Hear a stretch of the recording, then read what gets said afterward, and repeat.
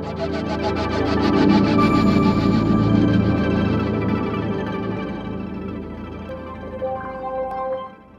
जी, good evening, नमस्कार, सत श्रीकाल और आदाब। तो today's topic is education and philosophy. तो मेन चीज़ क्या है कि भाई एजुकेशन जो वर्ड है ये किस किस सेंस में यूज़ होता है, इसके मीनिंग्स क्या हैं, फिलॉसफी की अलग अलग ब्रांचेस क्या हैं, कैसे एजुकेशन और फिलॉसफी एक दूसरे से जुड़े हुए हैं, और क्या डिपेंडेंस है फिलॉसफी की एजुकेशन पर और एजुकेशन की फिलॉसफी के ऊपर। क्लियर है इतनी चीज़? आज की क्लास में इन सब टॉपिक्स के ऊपर हम लोग बात करेंगे भाई। ठीक है जी, चलिए स्टार्ट करते हैं। वर्ड है हमारे पास, अपने नोट्स बनाते जाइएगा। ठीक है जी। देखिए, शिक्षा शास्त्र कहें या हम कहें एजुकेशन, तो ये जो एजुकेशन वर्ड है इसका हम मेनली बेटे तीन जगह पर इस्तेमाल करते हैं। तीन अलग अलग रूप में हम इसका यूज करते हैं। हाँ जी, सबसे पहला क्या है कि सबसे पहला है बेटा नॉलेज, जिसको हम कहते हैं ज्ञान। इस सेंस में या इसकी जगह पर भी हम इस शब्द का इस्तेमाल करते हैं। दूसरा क्या है, आपसे कोई पूछे भाई आपका सब्जेक्ट क्या है, तो आप कहते हैं education.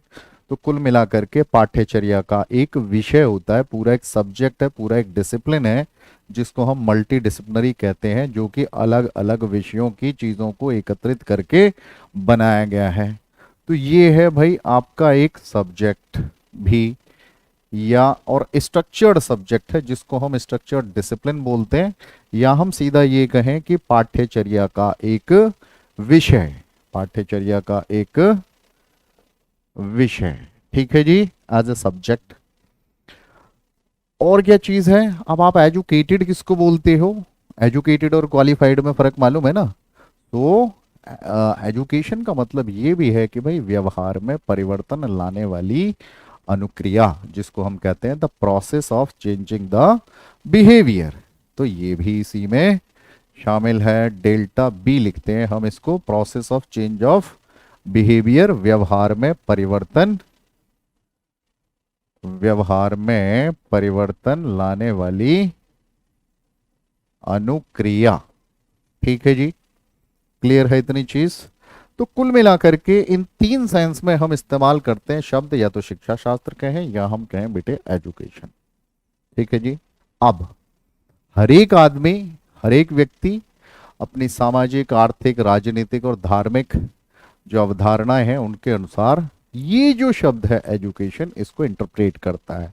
Every person interpret this word education according to his or her social, economical, political, religious assumptions या स्पिरिचुअल एजम्पशंस। ठीक है जी।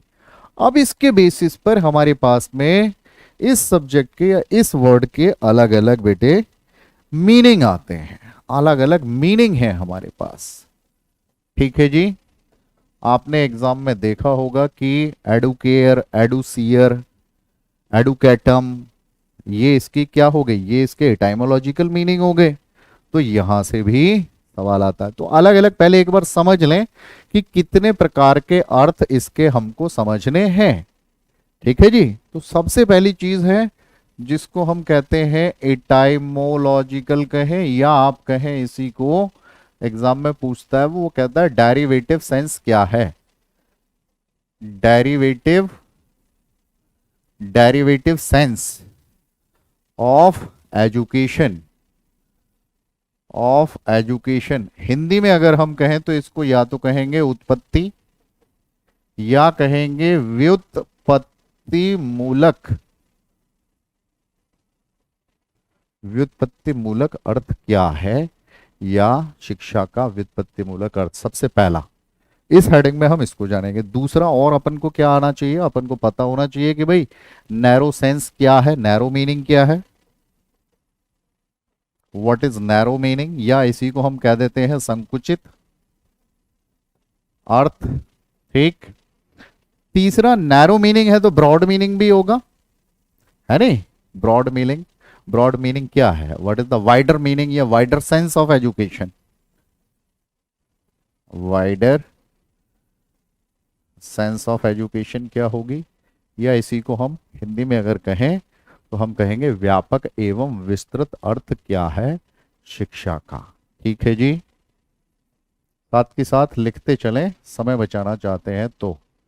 व्यापक या विस्तृत अर्थ क्या है शिक्षा का, ये हम तीसरे नंबर पे जानेंगे। ठीक है जी। एक और चीज है कि भाई अलग अलग फिलोसफर्स ने, अलग अलग साइकोलॉजिस्ट ने, अलग अलग एजुकेटर्स ने अपना एनालिसिस किया है इसकी सेंस का, एजुकेशन की सेंस का। तो उसको हम कहते हैं कि भाई विश्लेषणात्मक अर्थ क्या है या एनालिटिकल सेंस क्या है एजुकेशन का। तो बेटे फोर्थ मीनिंग अपन को पता होना चाहिए कि भाई एनालिटिकल मीनिंग क्या है एजुकेशन का, या जिसको हम कहते हैं विश्लेषणात्मक अर्थ क्या होगा शिक्षा का। चार तरीके के इसके मीनिंग अपन को समझने अभी, जस्ट नाउ। अब जब ये हमको समझ में आ जाएंगे तो इनके आधार पर हम कम से कम अपना कोई रियल मीनिंग तो ढूंढ पाएंगे ना। शिक्षा का वास्तविक अर्थ क्या है, पांचवें नंबर पर आपको पता होना चाहिए what is the real meaning, कि भाई वास्तविक अर्थ क्या है शिक्षा का। समझ में आई चीज, ये एक एक करके अपन को समझने हैं। सबसे पहले हम करेंगे कि भाई एटाइमोलॉजिकल मीनिंग क्या है या डेरिवेटिव सेंस क्या है एजुकेशन की। ठीक है, इसमें आपने तीन वर्ड सुने हुए हैं। ठीक है जी, तो उन तीनों को हम एक बार डिस्कस कर लेते हैं। सबसे पहले मीनिंग के अंतर्गत आपको जानना है एडुकेटम। एडुकेटम के बाद में आपको जानना है एडुकेयर, और उसके बाद में आपको जानना है एडुसियर, EDUCERE। ठीक है जी, तीनों लैटिन भाषा के शब्द हैं। एडुकेटम का मतलब क्या, तीनों ही लैटिन लैंग्वेज के वर्ड हैं। एडुकेटम का मतलब होता है द एक्ट ऑफ टीचिंग या एक्ट ऑफ ट्रेनिंग। ठीक, एक्ट ऑफ टीचिंग या एक्ट ऑफ ट्रेनिंग। मतलब क्या हुआ, कहने का मतलब ये हुआ कि हम ये कह सकते हैं कि शिक्षा वह है जो हमें विभिन्न क्षेत्रों में शिक्षित एवं प्रशिक्षित करती है। अब आइए एडुकेयर के ऊपर। What is the meaning of Educare. Educare का मतलब होता है बेटे किसी चीज को आगे बढ़ाना, विकसित करना, या उसकी केयर या उसका पोषण करना। To bring up, to raise, to nourish. ठीक, nourish, raise, to bring up, ये तीनों मीनिंग गए एडुकेयर में। अब एडुसियर का क्या मतलब है। ठीक है जी, ये जो वर्ड मिलके बना है ई प्लस ड्यूसियर। ठीक है, इसमें ई का मतलब है आउट, और इसका मतलब है ड्यूसियर का मतलब है टू लीड, मतलब to lead out, to lead out. अभी तो आप लोग नेट की तैयारी कर रहे हैं, जो लोग पढ़ा भी रहे होते हैं ना वो भी कंफ्यूज रहते हैं इन तीनों में। तो कहने का मतलब ये है कि भाई इस कॉन्टेक्स्ट में जब हम बात करेंगे तो जितने भी शिक्षा शास्त्री हैं उनका मत ये है कि एडुसियर का मतलब है टू लीड, मतलब बालक के अंदर जो जो पोटेंशियलिटीज हैं, whatever the potentialities are inside the child, उनको लीड आउट करना है, उनको बाहर की ओर अग्रमित करना है। समझ में आई चीज। चलिए, तीनों का मीनिंग क्लियर हुआ। तो ये था डेरिवेटिव सेंस, या जिसको हम कहते हैं शिक्षा का शाब्दिक अर्थ, या शिक्षा का क्या हो गया व्युत्पत्ति मूलक अर्थ। क्लियर। दूसरा हमारे पास है, हमने बात करी थी कि भाई इसका नैरो मीनिंग क्या होता है। What is the narrow meaning, संकुचित अर्थ क्या है। अब हम बात करते हैं कि what is the narrower meaning of education. अब नैरोअर मीनिंग क्या होगा, संकुचित अर्थ क्या होगा। अगर कोई ये कहे कि भाई एजुकेशन जो है या शिक्षा जो है उसका तो मतलब सिर्फ स्कूल जाना या कॉलेज जाना ही होता है, स्कूल में ही मिलती है और सिर्फ चार दीवारी के अंदर ही एजुकेशन मिलती है। ठीक है, सुनिश्चित आधार पर प्रदान की जाती है, एक निश्चित समय तक दी जाती है। ठीक, 8 बजे से 1 बजे या 9 बजे से 3 बजे तक बच्चा स्कूल में रहता है तो वही उसकी एजुकेशन है। ठीक, ओनली दैट इज डिलिमिटेड। इसमें बच्चे को बहुत ही स्पेसिफिक या जिसे हम कहते हैं एक निश्चित, एक डिटरमिन्ड प्लेस है, वहीं से उसको ज्ञान दिया जाता है। अब ये जो प्लेस है ये स्कूल हो सकता है, कॉलेज हो सकता है, समझ रहे हो? तो ये हो गया उसका नैरो सेंस, जिसको हम कह देते हैं स्कूलिंग। स्कूलिंग। अब नैरो मीनिंग क्या हो गया? नैरो मीनिंग ये हो गया कि इसमें इंपॉर्टेंट बच्चा होगा या टीचर होगा? बताओ, टीचर इसमें इंपॉर्टेंट हुआ। तो नैरोअर मीनिंग का मतलब क्या हो गया कि teacher is important, teacher centric चीज होगी, टीचर जो कह रहा है वही चीज इंपॉर्टेंट है, इंस्ट्रक्शन सबसे ज्यादा इंपॉर्टेंट है। ठीक, शिक्षक के ऊपर ही बालक को ज्ञान प्रदान करने का दायित्व है। कहने का मतलब ये, बच्चा स्कूल में ही सीख रहा है, बाउंड्री में ही सीख रहा है, क्लास में ही सीख रहा है, उसके अलावा कहीं कुछ नहीं सीख रहा, और जो सीख भी रहा है दैट इज नॉट एजुकेशन। ये हुआ इसका नैरोअर मीनिंग। ठीक, वास्तव में ऐसा नहीं होता। वास्तव में क्या होता है कि जो हमारा वाइडर मीनिंग है, या जो एक ब्रॉड मीनिंग है एजुकेशन का, शिक्षा का जो व्यापक अर्थ है, उसके अनुसार शिक्षा जो है वो जीवन पर्यंत चलने वाली प्रक्रिया है। मतलब कि the wider meaning consider that education is life long process, या एजुकेशन को ही डेवलपमेंट कहते हैं। समझ रहे हो? विकास जो हम कहते हैं वॉम्ब टू टॉम चलने वाली प्रक्रिया है, गर्भ से लेकर के मकबरे तक चलने वाली प्रक्रिया है। ठीक है जी। और इनका मानना यह है कि ये जो प्रक्रिया है, this the process of education start as and when the child takes birth, और इवन बियॉन्ड बर्थ। जन्म से ही उसका जो है, उसके चारों ओर जो उसका इंटरेक्शन है पूरे के पूरे एनवायरनमेंट के साथ में, एनवायरनमेंट के संपर्क में आते ही उसकी शिक्षा शुरू हो जाती है। ठीक है जी। और माँ उसकी पहली गुरु मानी जाती है। बाल्यावस्था में जैसे जैसे वो बाहर निकलता है, उसका सामाजिक विकास शुरू होता है, तो वो भी शिक्षा है बेटे। संवेगों का उसका विकास जिस तरीके से होता है, तो वो भी शिक्षा है। उसका कॉग्निटिव डेवलपमेंट जिस तरीके से होता है, तो वो भी एजुकेशन है। बच्चा अपने परिवार, अपना पड़ोस, अपना पीयर ग्रुप, उसका नेबरहुड, उसकी सोसाइटी, कम्युनिटी, इनसे कुछ ना कुछ सीखता है। Every day a person learn new things. ठीक है जी। तो ये जो है ये ब्रॉड मीनिंग है।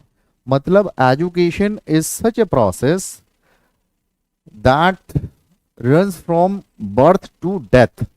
शिक्षा एक ऐसी प्रक्रिया है जो कि जन्म से लेकर मृत्यु तक निरंतर चलती रहती है। ये है इसका वाइडर मीनिंग। अब आते हैं हम, जो हमको मेन समझना है, that is analytical meaning of education. Analytical meaning of education. ठीक है, right. Analytical meaning of education का क्या मतलब है? शिक्षा का विश्लेषणात्मक अर्थ। यहां पर देखिए, मैंने आपको कहा कि अलग अलग लोगों ने अलग अलग तरीके से इसको इंटरप्रेट किया है। ठीक है, many philosophers, many educationist, many educators, उन्होंने इसकी अलग इंटरप्रिटेशन करी है, इसका अलग एनालिसिस किया है। अब वो मीनिंग क्या है? सबसे पहली चीज अभी हम पढ़ के हटे हैं वाइडर मीनिंग में, that education is A life long process. ठीक है, तो ये इसका एनालिटिकल मीनिंग भी है, लाइफ लॉन्ग प्रोसेस। क्या मतलब हुआ लाइफ लॉन्ग प्रोसेस का? लाइफ लॉन्ग प्रोसेस का मतलब ये हुआ कि हर एक मनुष्य जीवन भर कुछ ना कुछ सीखता रहता है, और सीखने के लिए किसी आयु व स्थान की, किसी निर्धारित स्थान की आवश्यकता नहीं है। समझ रहे हैं? अभी भी अपने 50s में, अपने 40s में, आप लोग 20-30 साल की उम्र में होंगे, अपने संवेगों पर जीत हासिल करने की कोशिश कर रहे हो कि नहीं कर रहे हो? है ना? अभी क्लास करते करते व्हाट्सएप पे कोई मैसेज आ जाए, अभी लड़ाई दंगा फसाद शुरू कर दोगे, और देखो क्लास गई, फिर बेकार होगी क्लास। है ना? समझ रहे हो? तो ये जीवन पर्यंत चलने वाली एक प्रक्रिया है, सिर्फ नॉलेज की ही नहीं। जो आपको ब्लूम ने कहा है कि भाई हेड, हार्ट और हैंड, ये तीनों चीजों का विकास होना चाहिए, और ये तीनों चीजों का विकास बेटा जीवन भर चलता रहता है। ठीक है जी। अब इन्हीं चीजों के आधार पर आप ये समझिए कि हम बच्चे के इंडिविजुअल डिफरेंसेस को सबसे ज्यादा इंपॉर्टेंस देते हैं, है ना। शिक्षा एक पूर्ण रूपेण मनोवैज्ञानिक प्रक्रिया है। Education is A psychological process. तो ये भी इसकी डेफिनेशन है, साइकोलॉजिकल प्रोसेस है। ठीक है जी। शिक्षा मनोविज्ञान के क्षेत्र में जैसे जैसे विकास हो रहा है, जैसे जैसे डेवलपमेंट हो रहा है एजुकेशनल साइकोलॉजी में, वैसे वैसे टीचर या पूरा एजुकेशन सिस्टम बच्चे के दिमाग में घुसने की कोशिश कर रहा है। समझ रहे हो। और ये समझ में आ रहा है कि सिर्फ उसको इंफॉर्मेशन प्रोसेसिंग कराना, उसको फैक्ट्स देना ही सिर्फ एजुकेशन नहीं है। ठीक है जी। और psychological education as a psychological process मतलब क्या हुआ कि भाई बच्चे की जितनी भी पोटेंशियल्स हैं उनका डेवलपमेंट करना, बालक की जितनी भी शक्तियां उसमें अंतर्निहित हैं उनका विकास करना। ठीक है जी।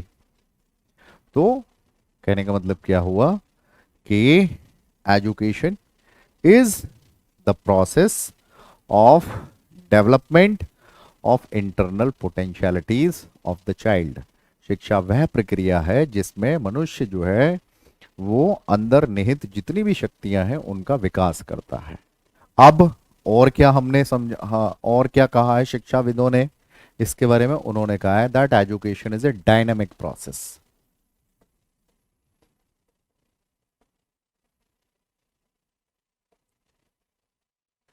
Education is a dynamic process, गत्यात्मक प्रक्रिया है, गतिशील प्रक्रिया है। क्या मतलब हुआ गत्यात्मक और गतिशील का भाई। देखिए गत्यात्मक का मतलब क्या हुआ, जिसमें चेंजेस आते रहें। ठीक है। क्या हम अभी जो करिकुलम पढ़ा रहे हैं क्या 5 साल पहले भी वही था। ठीक। क्या अभी जो 10वीं का सिलेबस है 5 साल पहले भी वही था, 10 साल पहले भी वही था, 20 साल पहले भी वही था। ठीक है जी।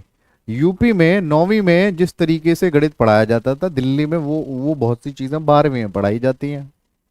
समझ रहे हो।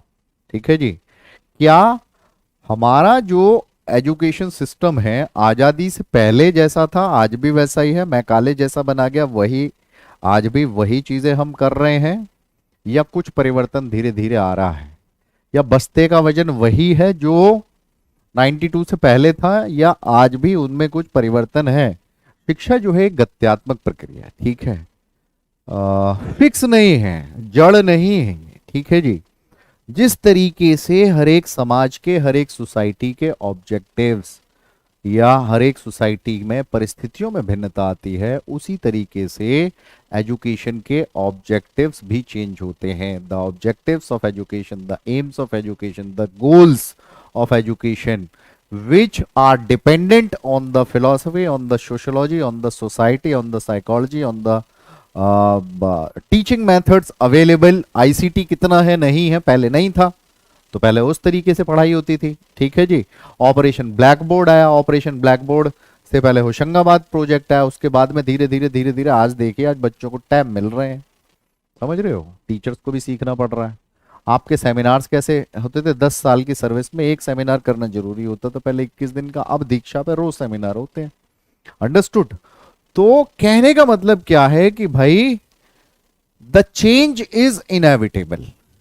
परिवर्तन जो है वो प्रकृति का नियम है, इसलिए टाइम टू टाइम हमको अपना करिकुलम चेंज करते रहना है। वो education is a dynamic process. Got it. Done है जी। ठीक है जी। It changes according to the need of the society and time. बहुत बढ़िया। चलिए अब एजुकेशन क्या है, क्या ऐसे ही धूल में लठ मारने का काम है, नहीं, it is a purposeful activity. Purposeful activity एक उद्देश्यपूर्ण प्रक्रिया है। उद्देश्य क्या है, उद्देश्य यही है कि बालक के अंदर जो चीजें छिपी हुई हैं उनको बाहर निकाल करके लाना, जिससे कि वो बच्चा समाज में, देखिए मेरे से अगर पूछा जाए कि सबसे हाईएस्ट फॉर्म ऑफ इंटेलिजेंस क्या है तो मैं कहूंगा एडजस्टमेंट। अब देखो बच्चे कितने पढ़ते लिखते हैं, आईआईटी इंजीनियरिंग सब कुछ करते हैं, उसके बाद जैसे ही मैरिज में जा एडजस्ट नहीं कर पाते, एडजस्टमेंट नहीं मालूम है। समझ रहे हो? आज हम यहां पर हैं, 4 दिन बाद जनवरी के फर्स्ट वीक में मेरी फ्लाइट इसराइल की है, मुझे वहां कॉन्फ्रेंस में जाना है। अब एडजस्टमेंट नहीं आएगी तो कैसे करेंगे?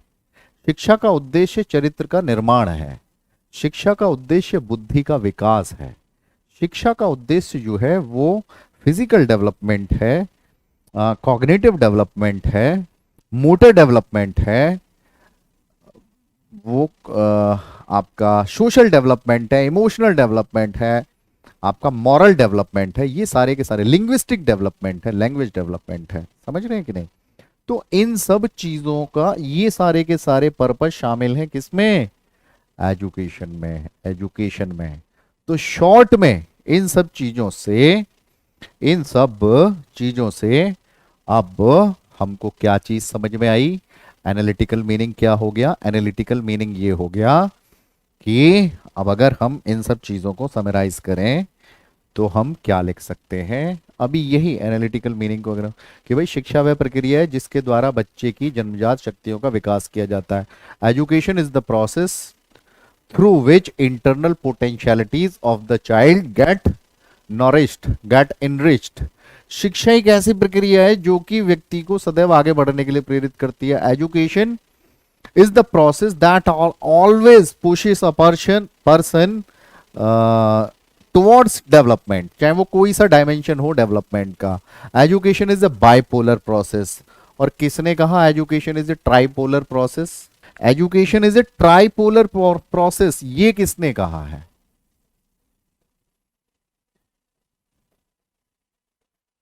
ट्राइपोलर, ट्राइपोलर प्रोसेस बोलता है जॉन डीवी, बीएड से पढ़ते आ रहे हो।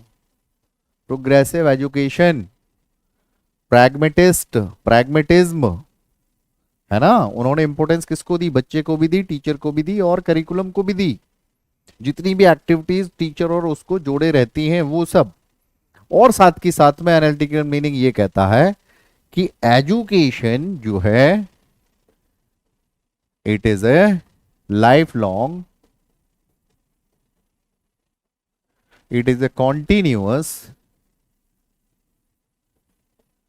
Process, continuous process.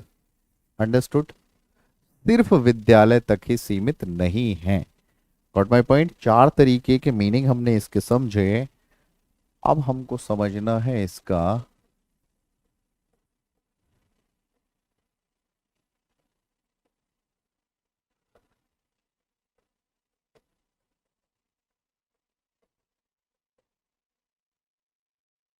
Real meaning. What is the real meaning of education? वास्तविक अर्थ क्या है बेटे एजुकेशन का? देखिए, शाब्दिक अर्थ से लेते हुए हम यहां तक आ गए, ठीक है जी। अब हम ये कह सकते हैं कि रियल मीनिंग ये है कि education is the process through which development of internal and natural powers of a person gets nourished. ठीक है जी। शिक्षा एक ऐसी प्रक्रिया है जो कि मनुष्य की आंतरिक और नैसर्गिक शक्तियों के स्वाभाविक उन्नति में सहयोग देती है। ठीक है जी। और एजुकेशन क्या है? Education is a tool for the all round development of personality. ठीक है, क्लियर है इतनी चीज? एजुकेशन इज ए टूल जो वो सारी चीजें इनकलकेट करता है जिससे आप एडजस्ट करने लायक बनते हैं। Education makes you able to make adjustment with your environment. वातावरण से समायोजन करने में सहायता प्रदान करती है। जीवन और नागरिकता के जो कर्तव्य होते हैं, आपको एक अच्छा नागरिक, अ गुड सिटीजन, ठीक है जी, वो बनाती है। नाउ व्हाट इज रिलेशनशिप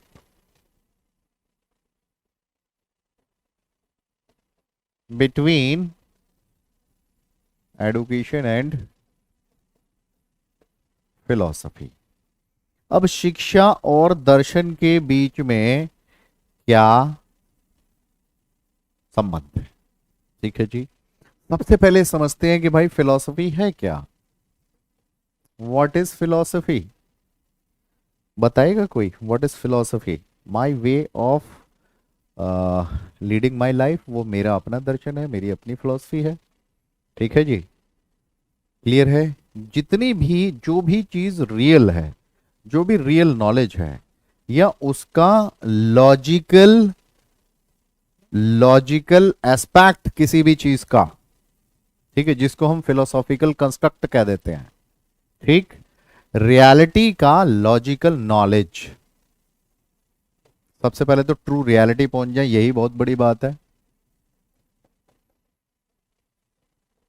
और ये मैं नहीं कह रहा हूं, ये डॉक्टर एस राधाकृष्णन की कोट है। उसके 3 वर्ड ध्यान रखेंगे तो कोटेशन आई ना इस बार पेपर में, है ना। तो डॉक्टर एस राधाकृष्णन क्या कहते हैं कि भाई दर्शन जो है वो यथार्थता के स्वरूप का तार्किक ज्ञान है। ठीक है जी, मीन्स जो मैंने यहां पे लिखा बोर्ड पर। अब अब हमको ये समझना है कि भाई किस तरीके से एजुकेशन और फिलॉसफी एक दूसरे से रिलेटेड हैं। लव टू नॉलेज या लव, हाँ इसका शाब्दिक अर्थ तो वही हो गया वो जो बीटीसी से पढ़ते आ रहे हैं, फिलो एंड सोफिया। ठीक है जी, philo means love, sophia means wisdom, love for wisdom. तो क्या करूं, क्या करे बच्चा, मतलब तो फिलोसफर का मतलब क्या हो गया, जो किताबें सिर के नीचे रख के सोता है वो हुआ फिलोसफर? नहीं, फिलोसफर का मतलब आपको समझ में आ गया तो फिलोसफी समझ में आ जाएगी। फिलोसफर का मतलब ये हुआ, दार्शनिक का मतलब ये हुआ, फिलोसफर का मतलब ये हुआ someone who is in search of true knowledge and true knowledge and never satisfied, never satisfied. ठीक है जी, कहने का मतलब क्या है। अब यही चीज हम शिक्षा में करते हैं। देखो ज्ञान के कोई वो तो है नहीं, बीए से लेकर के पीएचडी, 2 पीएचडी, 3 पीएचडी, जितनी मर्जी कर लो, तुम्हारे पास समय होना चाहिए। अब देखिए, कहने का मतलब क्या हुआ कि फिलॉसफी जो है, फिलॉसफी फिलॉसफी आपकी लाइफ के क्या बनाती है, फिलॉसफी आपकी लाइफ के गोल्स को स्टैब्लिश करती है। ठीक, और एजुकेशन उनको अचीव करने में हेल्प करती है। पहला इनका रिलेशन समझ में आया कि भाई दर्शन जो है वो जीवन के लक्ष्य निर्धारित करता है और शिक्षा उसे कार्यान्वित करती है। ठीक, दर्शन जो है वो जीवन के अर्थ को स्पष्ट करता है। Philosophy makes the meaning of life more refined and more clear. ठीक, and set the objectives of life. Education help a person to accomplish those goals in behavioral term। ठीक है जी, एजुकेशन जो है that is dynamic side of philosophy and philosophy is theoretical part. Philosophy शिक्षा दर्शन का गतिशील पक्ष हो गया, और दर्शन जो है ये एक वैचारिक पक्ष हो गया। क्लियर है भाई इतनी चीज, डन। ठीक है, अब समझिए जरा, पहला पॉइंट क्लियर हुआ, थ्योरेटिकल, फिलोसॉफिकल, और हाँ सर्च ऑफ नॉलेज हो गया, लव फॉर विजडम। इससे आगे की चीज मैंने आपको बता दी बेटे। ठीक है जी, नाउ अब क्या, हाँ अब ये कि एजुकेशन से रिलेटेड जितनी भी एक्टिविटीज हैं, चाहे आप कहें एम्स एंड ऑब्जेक्टिव्स, आप कहें करिकुलम, आप कहें टीचिंग मेथड्स, आप कहें डिसिप्लिन, आप कहें टीचर और स्टूडेंट का इंटरेक्शन, आप कहें इवैल्यूएशन या सोशल सिस्टम किस तरीके से होगा, ये सारी की सारी चीजों को आइडियलिज्म अलग तरीके से इम्पैक्ट करता है ना। सांख्य अलग तरीके से इम्पैक्ट करती है। ठीक है जी। आपका नेचुरलिज्म, रियलिज्म, इन सब चीजों को अलग अलग तरीके से इम्पैक्ट करते हैं। कहने का मतलब क्या है? कहने का मतलब ये हुआ कि भाई दर्शन जो है वो शिक्षा के विभिन्न पक्षों को सुनिश्चित करता है। ठीक है जी। ठीक। every established school of thought affect all these things related to education in a particular way। Clear हुई इतनी चीज? ठीक है जी। कहने का मतलब ये हो गया कि भाई शिक्षा के उद्देश्य हो, पाठ्यक्रम हो, शिक्षा का स्वरूप हो, पाठ्य पुस्तकें हो, अध्यापन पद्धति हो, शिक्षा की या विद्यार्थी की अवधारणा क्या है, एजम्पशंस क्या है, डिसिप्लिन की एजम्पशन क्या है, ये सब का, इन सब के ऊपर दर्शन का प्रभाव पड़ता है। ठीक है जी। क्लियर है? चलिए बहुत बढ़िया, सबका क्लियर है। अब देखिए जरा, अब समझिए, जब हम क्या pre service teacher education programmes philosophy या फिलोसॉफिकल बेसिस की नॉलेज के बिना पूरे हो सकते हैं? अब देखिए, टीचर की भी अपनी फिलॉसफी, पूरे कंट्री की अपनी फिलॉसफी होती है। क्या भारत का शिक्षा जो पूरा ताना बाना है, जो भारत का एजुकेशन सिस्टम है, the education system of India is same as education system of North Korea, or is same as the education system of Finland, या is same as the education system of China, या सारे के सारे different हैं? Different है। क्यों? क्योंकि दार्शनिक विचारधाराओं को समझ करके बनाए गए हैं, और बिना फिलॉसफी या फिलोसॉफिकल बेसिस को समझे education will lead towards darkness. ये समझ लीजिए, दार्शनिक विचारधाराओं को समझे बिना शिक्षा अंधकार की ओर ही चलेगी। कोई भी एजुकेशनल प्लानिंग पूरी नहीं हो सकती बिना किसी फिलोसॉफिकल बेसिस के। Understood? It will be meaningless. ठीक है जी। क्लियर है? मतलब ये हुआ कि भाई सच्ची शिक्षा का व्यावहारिक क्रियान्वयन सच्चा दार्शनिक ही कर सकता है। वही दार्शनिक कौन है? टीचर है या पॉलिसी मेकर है।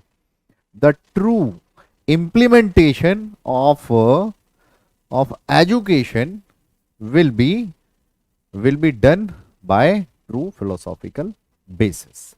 अंडरस्टूड? जैसे हम आज की बात करें तो एक्लेक्टिक है ना।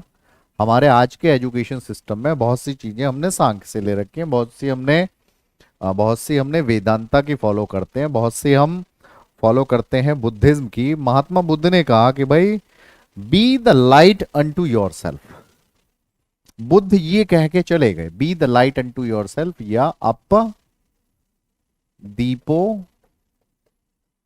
भव, be the light unto yourself. Mahatma Buddha, Buddha का सबसे बड़ा मैसेज ही यही है कि भाई अपना प्रकाश स्वयं बने। अब अपना प्रकाश स्वयं बनने के लिए क्या करें? मतलब कोई ट्यूबलाइट या बल्ब सर पे बांध लें?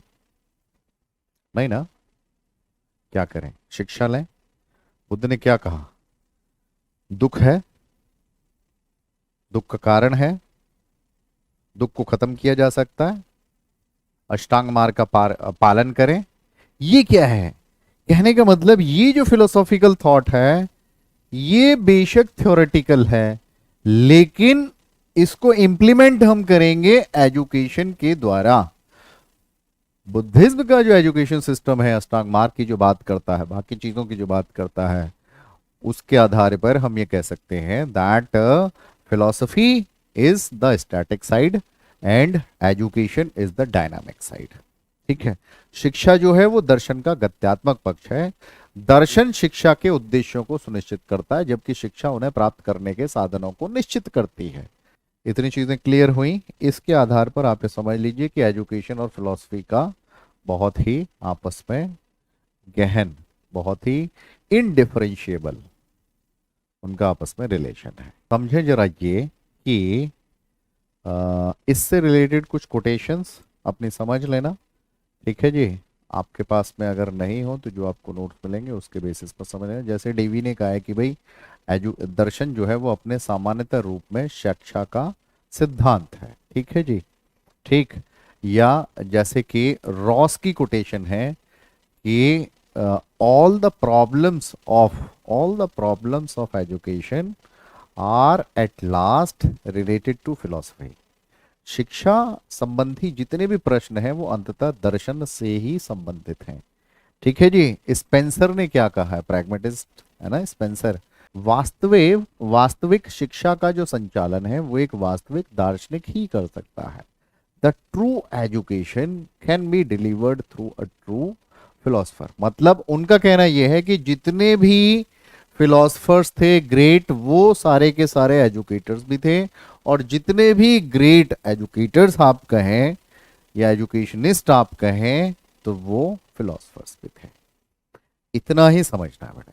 अब बात करेंगे सबसे डिफिकल्ट क्वेश्चन की, क्या है वो, ब्रांचेस। वैसे तो हम इनको अलग अलग डायमेंशंस कहते हैं ऑफ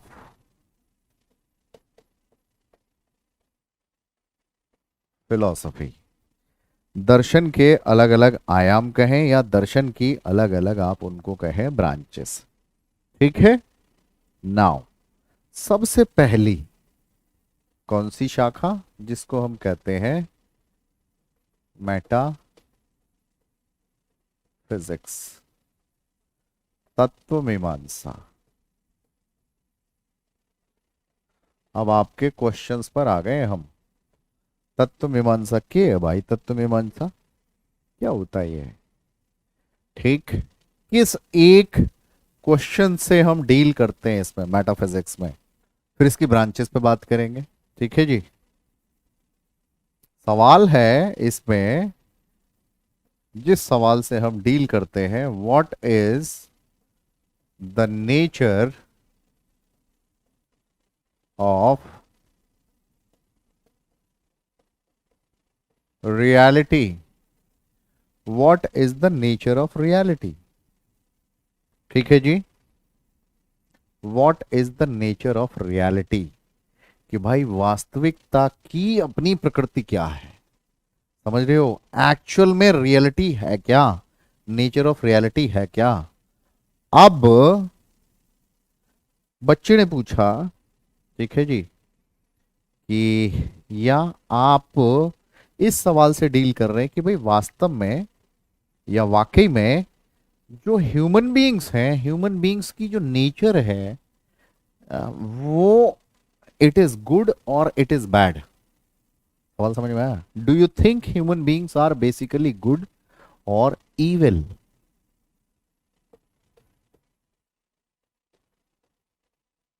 यहां पर हम बात किस चीज की कर रहे हैं? यहां पर हम बात कर रहे हैं अच्छाई की और बुराई की, मतलब रियलिटी की, वास्तव में वास्तविकता है क्या।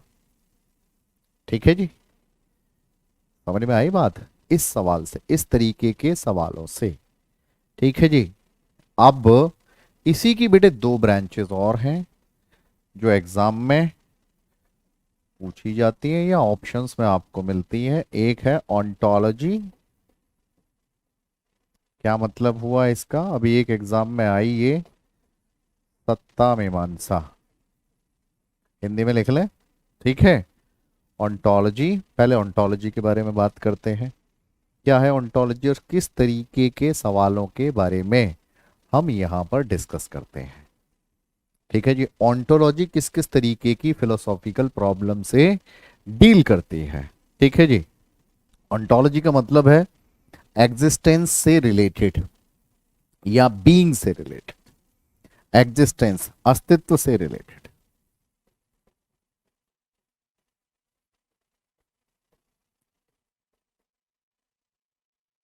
ठीक है जी। मीन्स सवाल इसमें क्या होगा, what issues are related to nature, what issues are related to existence, what issues are related to being। ठीक है जी। ये चीज है। इज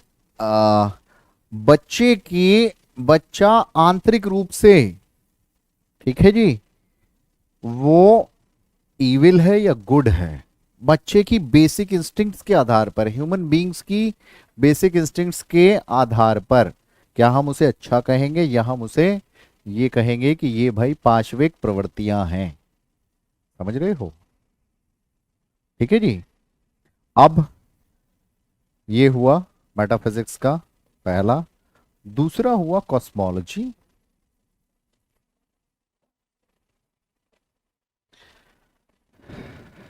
मैया यशोदा ने कान्हा का मुंह खोल के देखा कि भाई मिट्टी तो नहीं खा रहा, और जैसे उन्होंने देखा उनको पूरा ब्रह्मांड कान्हा के अंदर दिखाई दिया।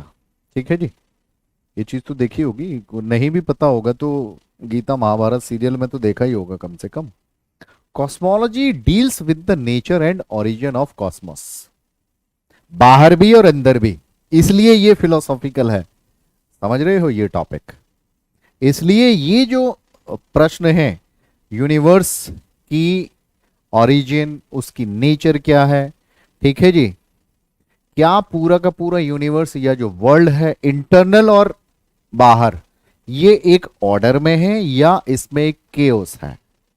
ठीक है, केओस का मतलब होता है कि अशांति है इसके अंदर। ऐसे सवाल किससे डील किए जाते हैं? That is cosmology. ठीक है श्रीमान जी, तो आपको ध्यान रहे, तत्व मीमांसा किसको कहते हैं, तत्व मीमांसा में किस चीज के बारे में बात की जाती है, ऑन्टोलॉजी क्या चीज है, कॉस्मोलॉजी क्या चीज है। क्लियर है? नेक्स्ट है बेटे हमारे पास में इसका दूसरा ब्रांच, दैट इज एपिस्टेमोलॉजी।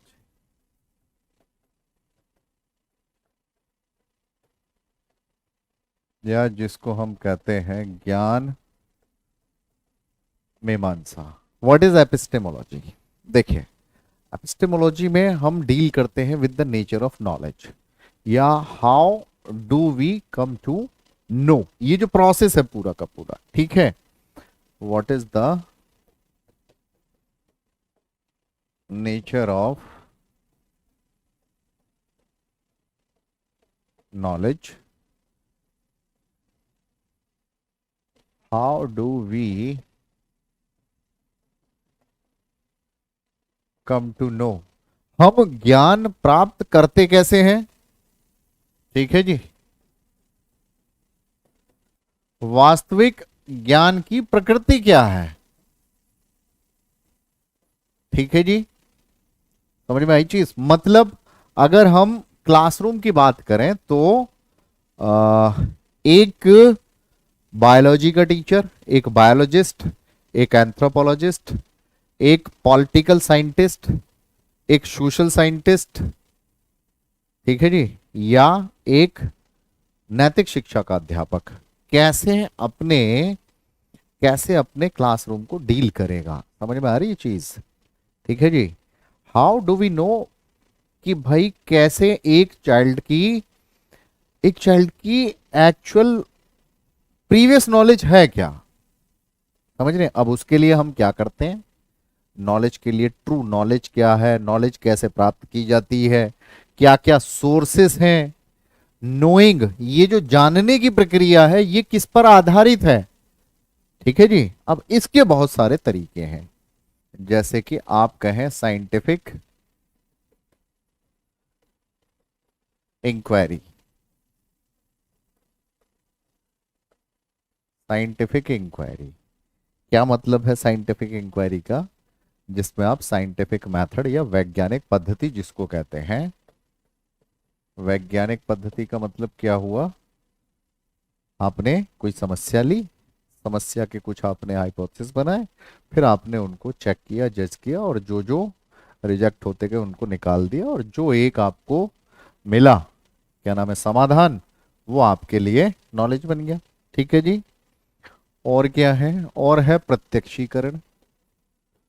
प्रत्यक्षीकरण का मतलब क्या हो गया? प्रत्यक्षीकरण का मतलब हो गया आपकी सेंसेस या पूरी की पूरी पांचों सेंसेस या आपकी फीलिंग्स। ठीक है जी, जो भी आप फील कर रहे हैं। ठीक।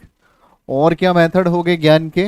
और क्या मेथड हो गए ज्ञान के? कि भाई आपने ये कहा कि भाई ये चीज जो है ये गीता में लिखी हुई है, कुरान में लिखी हुई है। ठीक। या किसी और अथॉरिटी से आपने सीखी, पिताजी ने कहा कि भाई ये होता है नियम, या आपने जो लोकोक्तियां कहावतें उनके आधार पर आपने सीखा, इसको हम कहते हैं फ्रॉम अथॉरिटी। From authority. ये सारे के सारे आपके स्रोत हैं। किस चीज के स्रोत हैं? ज्ञान के स्रोत हैं। ठीक है जी। एम्पिरिसिज्म, अनुभव आपका।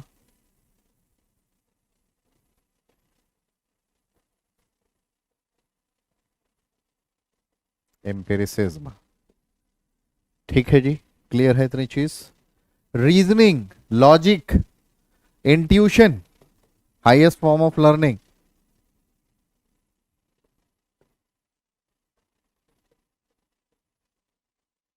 रीजनिंग या लॉजिक, तर्क जिसको हम कहते हैं, तो क्या हुआ? All these are methods of. और कहने का मतलब क्या है कि क्या रीजनिंग वैलिड है, कहां से वैलिड कंक्लूजन मिलेगा आपको? वैलिड कंक्लूजन का मतलब क्या हुआ? आपके पास दो तरीके हैं, एक है डिडक्टिव और दूसरा है इंडक्टिव। डिडक्टिव और इंडक्टिव, जिसको आप निगमन या आगमन बोलते हैं। क्लियर है जी इतनी चीज? ठीक है। डिडक्टिव इंडक्टिव आप पढ़ते आ रहे हो। डिडक्टिव का मतलब क्या होता है बेटे, या निगमन का मतलब क्या होता है? जब आप एक रूल से एग्जाम्पल्स की तरफ चलते हैं। ठीक है जी। रूल कैसा होता है? जनरल। और एग्जाम्पल्स क्या है आपके? स्पेसिफिक है। स्पेसिफिक है। ठीक है बेटे। नाउ इंडक्टिव क्या है? इंडक्टिव इसका एकदम उल्टा है। इंडक्टिव में आप एग्जाम्पल से बढ़ते हैं रूल की तरफ। आप अपने अनुभव जो कि स्पेसिफिक है उनसे बढ़ते हैं एक सामान्य जनरल नियम बनाने के लिए। लेकिन जरूरी नहीं है जीवन में हम पहले अनुभव, पहले ठोकर खाएं फिर ही कोई नियम सीखें। जरूरी नहीं है ना। इसलिए ये अप्रोच भी फॉलो होती है डिडक्टिव, जिसमें पहले ही आप इलाहाबाद जा रहे हो पढ़ने, दिल्ली पढ़ने जा रहे हो या जा रही हो, आपको माता पिता पहले बता के भेजते हैं क्या डूज हैं क्या डोंट्स हैं, किस तरीके से उनका पालन करना है। तो पहले आपको नियम बता के भेजते हैं ना, फिर आप गलती करेंगे तो फिर सीखेंगे, तो वो आपका एक अनुभव हो गया। समझ में आई चीज? ठीक है जी। नाउ ये रहे आपके क्या क्या, ऑल दीज थिंग्स। ये वो सारी की सारी चीजें हैं जिसको हम कहते हैं, जिनको हम एपिस्टेमोलॉजी या ज्ञान मीमांसा के अंतर्गत लेकर के चलते हैं। ठीक है जी। पिछला आपका एक topic cosmology, this is branch of metaphysics. Ontology थी कॉस्मोलॉजी। कॉस्मोलॉजी का मतलब क्या है जी? कॉस्मोलॉजी में आप सिर्फ ये समझ के चलिए कि cosmology deals with the nature and origin, nature and origin of Cosmos या यूनिवर्स। पढ़ते हुए इतना तो सुना है ना कि कौन सी गॉड को मानती है, कौन सी गॉड को नहीं मानती है ना? सांख्य क्या बोलता है, डार्विन के सिद्धांत क्या बोलते हैं, या आइडियलिज्म क्या बोलता है कि भाई सत्यम शिवम सुंदरम। वो हम एपिस्टेमोलॉजी में थोड़ी सीखते हैं, समझ रहे हो? वो हम यहां पर बात करते हैं मेटाफिजिक्स के अंदर। ठीक है जी। क्लियर है? इतनी बात समझ करके चलिए। रिलेटेड विद यूनिवर्स या रिलेटेड विद कॉस्मो से ही समझ लीजिए। कॉस्मोस किसको बोलते हैं? अब गूगल करिएगा कॉस्मोस का मतलब क्या है, यूनिवर्स ही है। ठीक है जी। चलिए अब चलते हैं हम किस चीज की तरफ? अब चलते हैं हम इस चीज की तरफ की दो ब्रांचेस हो गई, मेटाफिजिक्स हो गई और एपिस्टेमोलॉजी हो गई। अब आती है बेटा एक्सियोलॉजी। ठीक है जी। एक्सियोलॉजी,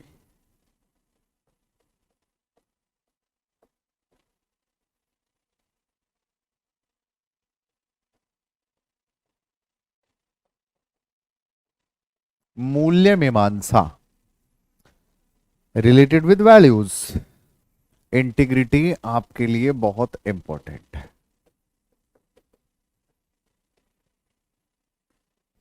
लॉयल्टी लिख दिया।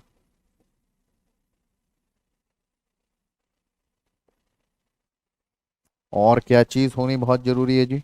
फॉरगिवनेस।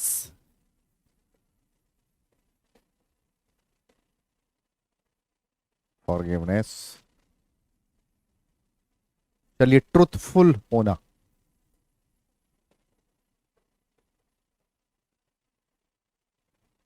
चलिए,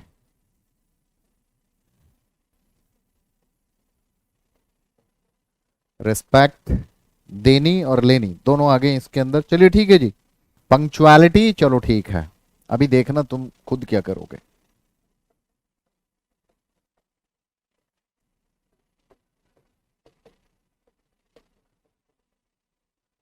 करेक्टर, चरित्र, चरित्रवान, ये कह सकते हैं। चलो भाई, 1 2 3 4 5 6 7 8। 8 बहुत है, मुझे लगता है 8 बहुत है। हाँ, पंक्चुअलिटी, रेस्पेक्टफुलनेस, ये दर दर दर दर दर जा रही है इस टाइम पे। Caring, okay, good. अब बेटे सुनो, अब हमको इन सब में से ना एक चाहिए लास्ट में। अब हमको चूज, ये आठों की आठों नहीं करनी है, हमको एक कोई चूज करनी है। तो बताओ सबसे पहले कौन सी उड़ाऊं? कहाँ गया था पंक्चुअलिटी? ये उड़ा दिया हमने। बहुत बढ़िया, उड़ा दिया। ठीक है, अब हम खुद चुन रहे हैं वो सारे मूल्य, वो एक मूल्य जो हमको चाहिए। फॉरगिवनेस हटा दूं? ये देखो, फॉरगिवनेस हटा दी भाई। देखो, अब हो रहा है असली परीक्षण। हैंज डिलेमा कुछ भी नहीं थी जो इस समय तुम डिलेमा में हो। अब कह रहे हैं कि रिस्पेक्ट को डिलीट कर दूं। ये लो। चलो ठीक है, चलिए जी। अब आ गई ना इंटीग्रिटी पे, उठ गए सवाल, हटा दिया ट्रुथफुलनेस भी। और बताएं, अभी दो बचे हैं। किसी को लॉयल्टी चाहिए, किसी को ये चाहिए। चलिए, अब समझिए जरा, मेरा जो पॉइंट था आपको समझाने का वो ये था basically, what values should a person live, what values should a person live by. कौन से मूल्य हैं जो एक व्यक्ति अपने लिए चुने? बिकॉज वैल्यूज की जब बात आती है, दे आर हाईली सब्जेक्टिव, बहुत ज्यादा उनमें उनमें व्यक्तिनिष्ठता है। आप समझ रहे हैं, एक नेता जो करप्टेड है उसके लिए उसके उसके अपने मूल्य हैं। लेकिन एक्सियोलॉजी किस चीज से डील करती है? Axiology deals with what values a person must possess, और वो उसकी खुद की इंटरप्रिटेशन है। ठीक है जी। अब मेरा आपसे सवाल ये है कि एक्जियोलॉजी में हम किन चीजों से डील करते हैं? Is morality defined by our actions, और what is in our what was our intention? कई बार लड़ाई होती है, कब भी जब भी झगड़ा या कोई भी ऐसी चीज होती है, तो आप क्या कहते हैं? आप हमेशा कहते हैं भाई मेरा ये मतलब नहीं था, मेरी इंटेंशन ये नहीं थी। और सामने वाला क्या कहता? हाँ, इंटेंशन तेरी दिख गई तेरी हरकतों से। आप समझ रहे हैं? What values should be taught in assembly and what values should be taught through character education, या वैल्यू बेस्ड असेसमेंट किस तरीके से करना है? अंडरस्टूड? तो जो ऑब्जेक्टिव्स ऑफ टीचिंग होंगे, ऑब्जेक्टिव्स ऑफ टीचिंग नहीं, objectives of education, AIIMS of education होंगे, उनका लेना देना एक्जियोलॉजी से होगा, उनका लेना देना एपिस्टेमोलॉजी से नहीं होगा। जो गलत करते हो क्वेश्चन। समझ में आ गई बेटा चीज? चलिए, अब समझिए, अभी हमने किन चीजों से डील किया? अभी हमने डील किया एक्जियोलॉजी में दो सब टॉपिक से, दो चीजों से। एक तो है जिसको अपन कहते हैं एथिक्स, और दूसरा जिसको हम कहते हैं एस्थेटिक्स। हम सोचते हैं कि सिर्फ जो मूल्य मीमांसा है मूल्य मीमांसा का लेना देना सिर्फ एस्थेटिक्स से है? नहीं, एथिक्स से लेना देना है। एथिक्स का मतलब क्या हो गया? हम ये जानते हैं कि भाई सही क्या है, गुड क्या है, राइट क्या है, रॉन्ग क्या है। ठीक है जी। क्या हमेशा ऐसी वस्तु को लपक लेना जो हमारी नहीं है, क्या वो सही है? किसी का कंटेंट चोरी कर लेना, क्या वो सही है? ठीक है जी, समझ में आ गई चीज। दूसरा, एस्थेटिक्स किस चीज से रिलेटेड है? एस्थेटिक्स किस चीज से रिलेटेड है? एस्थेटिक्स का मतलब होता है ब्यूटीफुल, सौंदर्य से। सौंदर्य का मतलब कि भाई हम कैसे रिकॉग्नाइज करें कि एक अच्छा मूल्य क्या है, या एक ग्रेट पीस ऑफ म्यूजिक क्या है, ग्रेट पीस ऑफ आर्ट क्या है, बहुत अच्छा डेस्क्रिप्टिव आंसर किसने लिखा है, हैंड राइटिंग सुंदर किसकी है। समझ में आ रही चीज? या हम इस तरीके के सवालों से डील करते हैं कि क्या विध्वंस भी सुंदर हो सकता? Can there be beauty in destruction?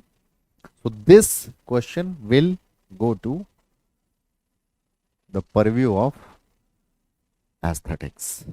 आपको तीनों चीजें समझ में आई? ठीक है जी। मेटाफिजिक्स क्या है, एपिस्टेमोलॉजी क्या है, एंड एक्सियोलॉजी क्या है। Thank you so much. अब जरा बेसिक चीज को समझ लीजिए। Dependence of education on philosophy. Dependence of education on philosophy, क्या मतलब हुआ इसका?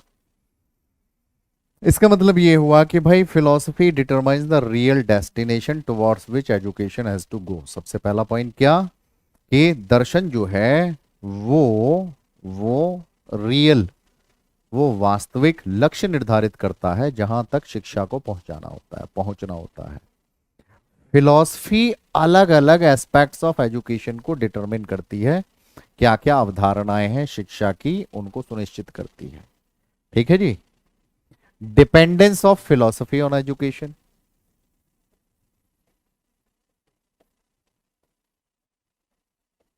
Dependence of philosophy on education क्या हो जाएगा?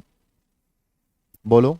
कि भाई एजुकेशन जो है वो तो डायनामिक साइड है फिलॉसफी की, शिक्षा जो है वो दर्शन का गत्यात्मक रूप है, और education is the means to achieve that goal. ठीक। नाउ ऑब्जेक्टिव्स क्या हैं आप लोगों के लिए, या टीचर एजुकेटर्स के लिए, या टीचर्स के लिए?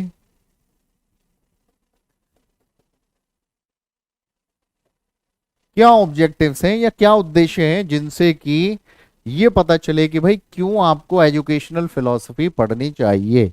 एजुकेशनल फिलॉसफी किसी टीचर के लिए जरूरी क्यों है? सबसे पहली चीज सबसे पहली चीज तो ये है कि to find out the solution for various educational problems या इश्यूज, उसके लिए आपको दर्शन का ज्ञान होना चाहिए। ठीक है जी। The purpose of studying educational philosophy is to make education according to need based life and society. जैसे हमने अलग अलग देशों की क्या दर्शन रहा है, क्या दार्शनिक उनकी अवधारणा नहीं है, उसके बेसिस पर वो शिक्षा और उनके प्रोग्राम चल रहे हैं। उनकी एजुकेशनल फिलॉसफी जो पॉलिसीज जो हैं वो एजुकेशनल फिलॉसफी से रिलेटेड है बेटे। ठीक है। आप कैसे एम्स ऑफ एजुकेशन या एम ऑफ सर्वाइवल कैसे सुनिश्चित कर पाएंगे? ठीक है जी। क्लियर है। एजुकेशन को आप फ्लेक्सिबल कैसे बनाएंगे? ठीक। ऑलराउंड डेवलपमेंट कैसे करेंगे बच्चे का, उसकी पर्सनालिटी का? ठीक। कैसे आप उसके नॉलेज के कैनवस को और ज्यादा एक्सपेंड करेंगे, उसको और ज्यादा अनुभव कैसे, अधिगम अनुभव कैसे उसको प्रोवाइड कराएंगे आप? ठीक है जी। इसके लिए एजुकेशनल फिलॉसफी का आपको ज्ञान होना चाहिए, किसी भी टीचर को ज्ञान होना चाहिए। ठीक है जी। क्लियर। क्या क्या फंक्शन हो गए इसके? फंक्शन क्या क्या हो गए कि भाई आप डिफरेंट एस्पेक्ट्स ऑफ एजुकेशन कैसे डिटरमाइन करेंगे। आप एम्स ऑफ एजुकेशन, शिक्षा के उद्देश्य, पाठ्यचर्या, teaching methods, discipline, teacher and student interaction या एडमिनिस्ट्रेशन कैसे हो रहा है उसको कैसे अलग अलग फिलॉसफीज, सांख्य कैसे प्रभावित करता है, वेदांत कैसे प्रभावित करता है, योग कैसे प्रभावित करता है, बुद्धिज्म, जैनिज्म और आपका इस्लामिक ट्रेडिशन कैसे प्रभावित करते हैं, ये समझना बहुत जरूरी है। क्यों? क्योंकि हर कल्चर का बच्चा आपके पास है। हर फिलॉसफी की अच्छी अच्छी चीजें आप मिला करके एक्लेक्टिक अगर सिस्टम बनाएंगे तो शिक्षा व्यवस्था अच्छी और प्रभावी होगी। ठीक है जी। आप पुराने और जो नए ट्रेडिशंस हैं, ठीक, उनको एजुकेशन के फील्ड में कैसे सामंजस्य बिठाएंगे उनके बीच। How will you harmonise old and new traditions in the field of education. ठीक है जी। एजुकेशनल प्लानर्स को, एजुकेशनल एडमिनिस्ट्रेटर्स को, एजुकेटर्स को कैसे आप प्रोग्रेसिव विजन देंगे जिससे कि वो एजुकेशनल डेवलपमेंट का जो ऑब्जेक्टिव है उसको अचीव कर पाए। राइट। यंग जनरेशन जो है उसको कैसे प्रिपेयर करेंगे चैलेंजेस के लिए। ठीक है जी। अरबिंदो ने क्या कहा है, स्वामी विवेक, दयानंद सरस्वती ने क्या कहा है, स्वामी विवेकानंद ने क्या कहा है, ठीक, सावित्रीबाई फुले ने क्या कहा है, किस तरीके से जो चैलेंजेस हैं एजुकेशन के उनको आप फेस करेंगे खुद और बच्चों को कैसे बनाएंगे उस तरीके का। अंडरस्टूड।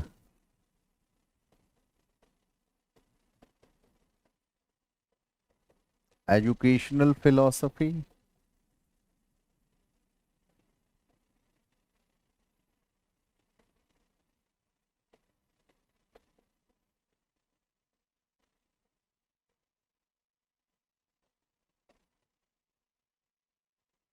फिलॉसफी ऑफ एजुकेशन, इनके बीच में फर्क क्या है ध्यान से समझ लीजिएगा। जो मैं कह रहा हूं उसको वर्ड टू वर्ड रिपीट कर मतलब नोट कर लीजिएगा।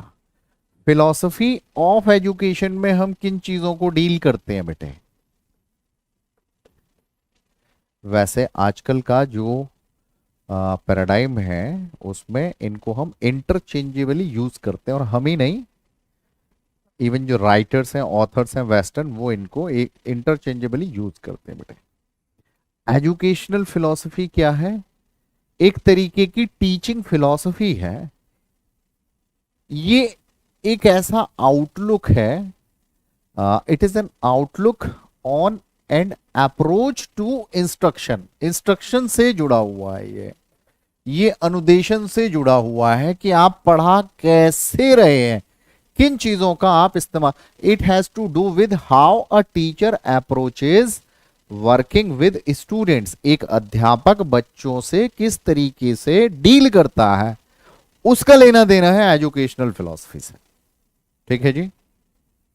स्टूडेंट से इंडिविजुअली कैसे डील करता है, ग्रुप में कैसे डील करता है एज ए ग्रुप, उसके अपने वैल्यूज क्या है, उसका अपना वैल्यू सिस्टम क्या है, किस तरीके के इंस्ट्रक्शन देता है, इंस्ट्रक्शन से रिलेटेड उसकी अपनी नॉलेज क्या है, इवैल्यूएशन किस तरीके से करता है, क्लासरूम मैनेजमेंट किस तरीके से करता है, डिसिप्लिन किस तरीके का उसको चाहिए। मेरी क्लास में हमेशा से बहुत ज्यादा शोर आता था, दिक्कत यही थी, और हमारा कहना यह होता था प्रिंसिपल से कि भाई जिंदा बच्चे पढ़ा रहे हैं, कोई मुर्दे थोड़ी भरे हुए हैं हमने, तो सीखेंगे तो शोर भी मचाएंगे। तो ये मेरी अप्रोच कैसी है, नेचुरलिज्म से रिलेटेड है, लेकिन डिसिप्लिन को लेकर के मेरी अप्रोच एकदम अलग है। आप समझ रहे हो। इवैल्यूएशन में जिस तरीके से करूंगा, समझ में आई चीज है, क्लासरूम मैनेजमेंट कैसे करूंगा, मेरा कम्युनिकेशन किस तरीके का होगा बच्चों से। अंडरस्टूड। तो इसको हम टीचिंग फिलॉसफी कह सकते हैं। ठीक है, ये है एजुकेशनल फिलॉसफी। समझ में आई चीज। अब आइए और समझिए फिलॉसफी ऑफ एजुकेशन, एक ऐसा कॉन्सेप्ट जिसमें कि पर्पस क्या है, गोल क्या है एजुकेशन के इन जनरल। ठीक है जी। यूज किस तरीके से, पर्पस क्या होगा, NEP 2020 जो नई एजुकेशन पॉलिसी है वो क्या कह रही है, ठीक। हाउ गाइडलाइंस आर क्रिएटेड, सर्व शिक्षा अभियान क्या कर रहा है, रमसा क्या कर रहा है, रूसा क्या कर रहा है, उनका तत्व क्या है common. Matters of educational standards क्या होंगे, बेंचमार्किंग क्या होगी, गोल्स क्या होंगे, एक्सपेक्टेशंस क्या होंगी, उनकी फाइनेंसिंग किस तरीके से की जा रही है, हाँ, डिस्ट्रिक्ट वाइज, स्टेट वाइज और पूरे राष्ट्रीय स्तर पर। वो है फलसफा किस चीज का, वो है फिलॉसफी ऑफ एजुकेशन। उसके उससे रिलेटेड इश्यूज जो है वो है बेटे। अब अगर कोई तुमसे पूछे तो समझा पाओगे कि what is the difference between educational philosophy and philosophy of education. Thank you so much, God bless you.